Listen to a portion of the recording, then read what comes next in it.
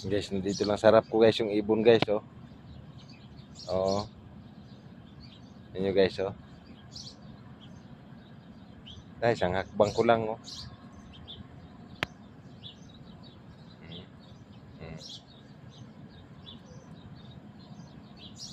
Yan, oh. Sarap ko lang siya, oh. Gumagawa ng bahay guys. Yan. Yan lang siya, oh. Ayan lang siya, oh. Yan lang siya. Yan lang siya gagawa, oh. So, wild bird yan. Pero, oh. Ayan. Balik na naman siya. Kuha na naman siya ng kapirasong damo para gawin niya namang bahay.